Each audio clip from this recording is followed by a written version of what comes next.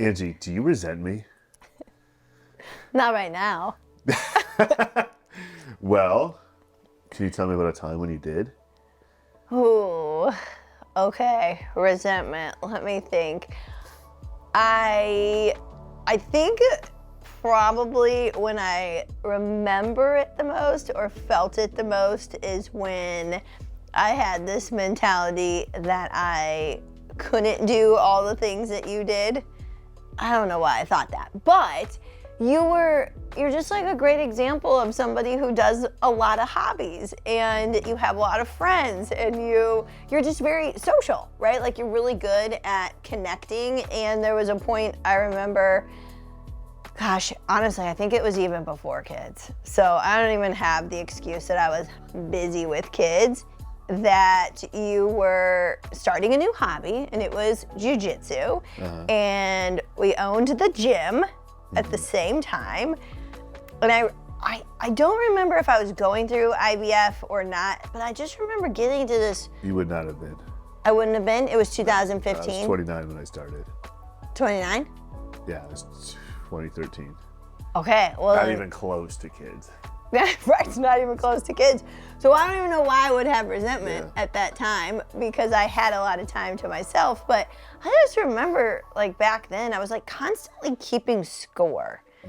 And so whenever you were doing something, I was like, okay, so if he's gonna go out for this hour, like, when am I gonna go out? Or I'm doing the dishes, or I'm doing the meal prep, right? But he's out doing these other things. And it's very, now when I look at it, it's very unfair. Yeah. Having like felt resentment or jealousy that you were spending time on yourself, and I quote unquote thought I had to like take care of the house or take care of things for work or whatever it was. Yeah. Well, I think that kind of hits on something though that's at the fundamental level. I think what most people don't realize, or I'm a strong believer in anyway, is that like we are responsible for our own happiness.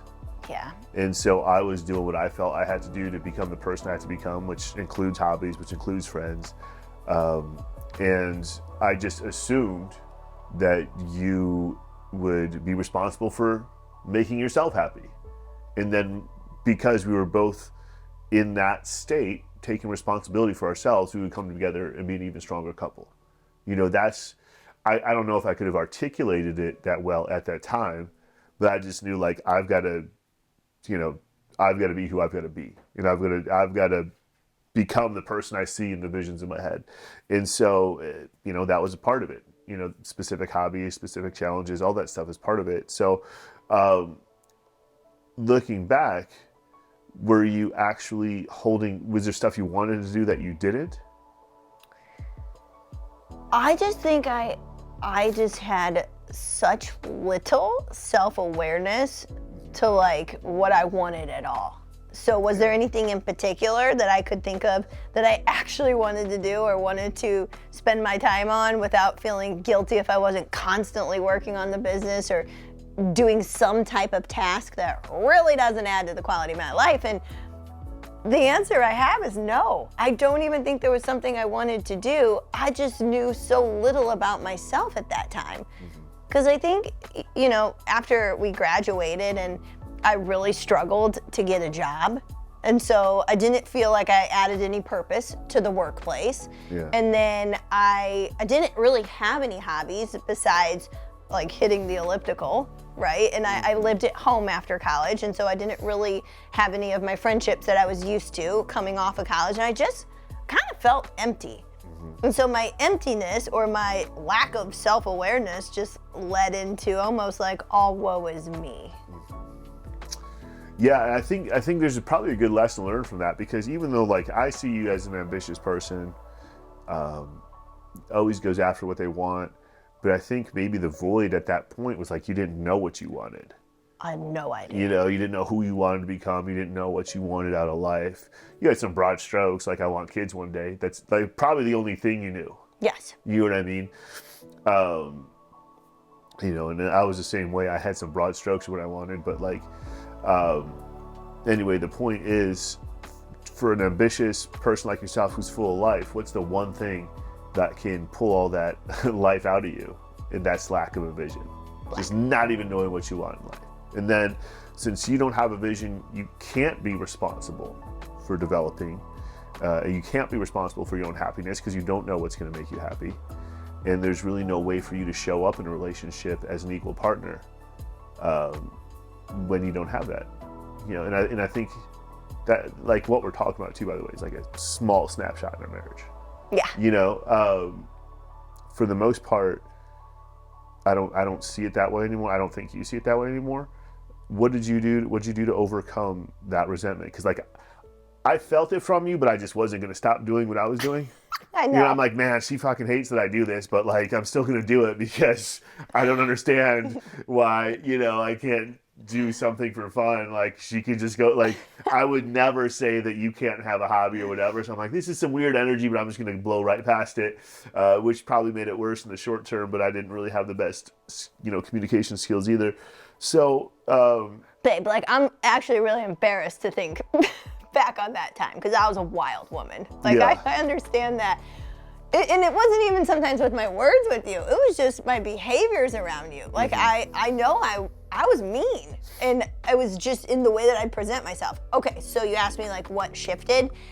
You know what I think it was? It was like a weird stage for me post-college, not knowing what I really wanted to do with a career, not really feeling fulfilled with it, joining you full-time in our business, still not feeling like I had a place or a purpose. In my head, I felt like everyone around me was successful and they were moving forward. And I just, honestly, I felt stuck because I was like, what have I actually achieved? Everything was surface level. It was external. And at the heart of it and the root of it, what that did for me is it actually affected my relationships. And I just wasn't connecting with people in the way that I know actually fills my cup or fills my soul. And so I started to do more things to actually build the relationships that were meaningful for me. And I think this happens too then when you become a mom and you give so much of yourself and you stop building certain relationships that make you feel whole. I think it happens especially when you are a professional mom, because I've kind of gone through it again in the last 4 years. But again, I found myself and I found my way back. But I just understand that resentment for me builds if I am not focusing on myself and bettering myself and learning and growing in whatever way that looks, and also then connecting with other like-minded people that are doing the same thing, that are leveling up and growing. So yeah. And so if you think about it, you know, if you think about what you can take from this, I think, you know, the reason we're talking about it is because a lot of women resent their husbands. And I don't know if the reverse is true. Probably in some, you know, I mean, I don't, like, that's not how I was built, but, like, married people may resent each other. Yeah. For many different reasons. And so when we're doing that, it's like, I think the groundwork, like level one, to me, which is sort of counterintuitive and maybe even counter society, is to understand that you're an individual first. And you have to take care of your own shit in order to show up in your marriage appropriately. You need to have a vision for your own life, because you can't have a joint vision if you both don't have separate visions, because then it's just one person getting bulldozed into the other person's vision. So it's like, show up, know what you want, and then that way you can work on it together, right? Or I should say, communicate about it, and you understand what the other person's doing. You know, we don't have to work on it together. You don't have to do jujitsu, but you understand why it's important to me. yeah. You know? So yeah, it's like, have that base level understanding. You're responsible for your own happiness and how you show up in your marriage.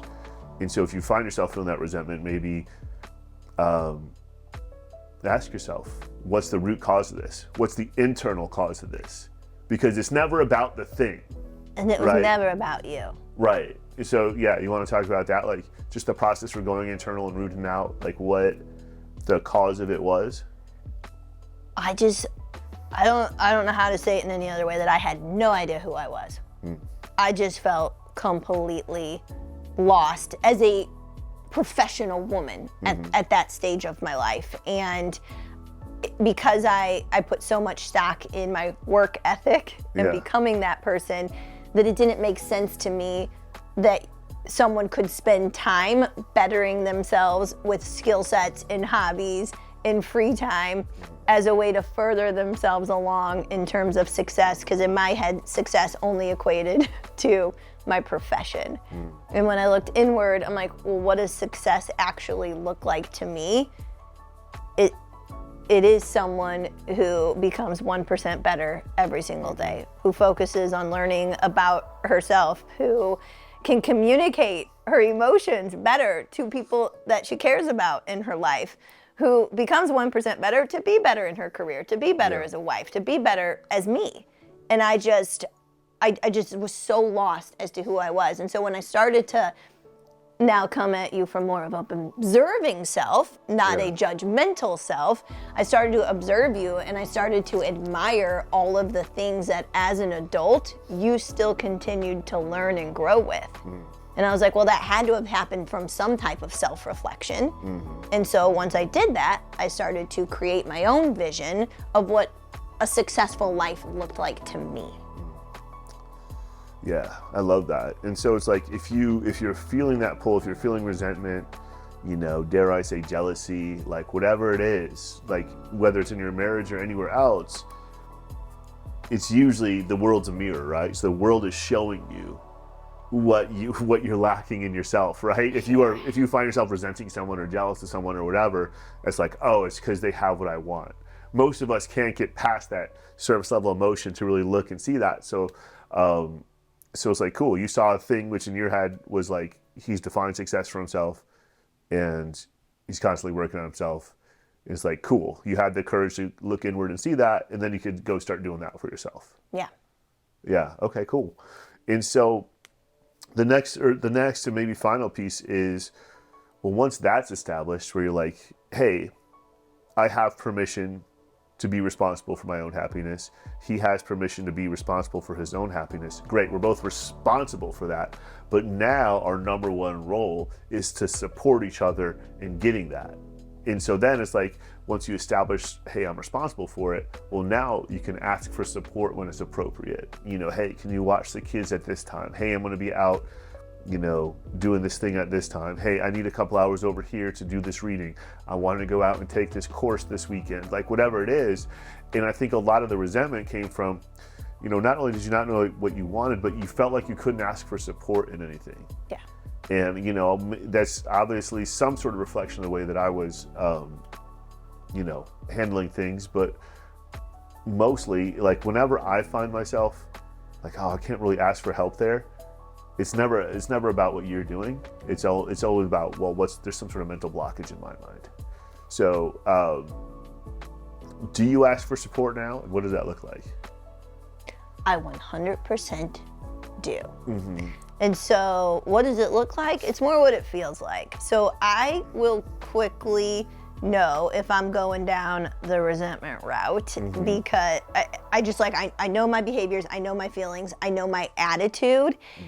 And it's unfortunate, but most of my resentment or jealousy, even if it's from somebody else, like, you get the root of the problem, like it comes at you, right? Where you get what I'm saying? Like, you're the one I end up being more on edge with. You're the one I end up snapping with. And I'm human here, like it happens. But now I quickly know if I find myself like glaring at you, or if I find myself on like quick, snappy, like mean remarks with you, I'm like, go inward. I'm like, I stopped doing something.